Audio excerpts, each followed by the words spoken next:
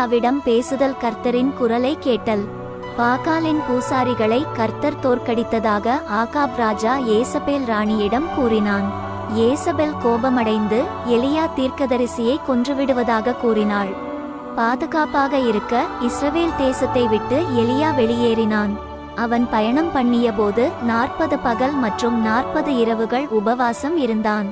பின்னர் அவன் சீனாய் மலைக்கு வந்து மறைந்திருக்க ஒரு குகையை கண்டான். கர்த்தர் எலியாவிடம் பேசும்படியாக மலையின் உச்சிக்கு செல்லும்படி எலியாவிடம் அவர் கூறினார். பலத்த காற்று வந்து குகையைச் சுற்றியிருந்த பாறைகளை துண்டுகளாக உடைத்தது. அதன் பிறகு நிலநடுக்கம் நிலத்தை உலுக்கியது. பிறகு ஒரு நெருப்பு தொடங்கியது. நிலநடுக்கம் மற்றும் நெருப்பின் உரத்த ஒலிகளை எலியா கேட்டான். ஆனால் கர்த்தரின் குரல் அந்த உரத்த சத்தத்தில் இல்லை. பின்னர் எலியா ஒரு அமர்ந்த மெல்லிய சத்தத்தை கேட்டான்.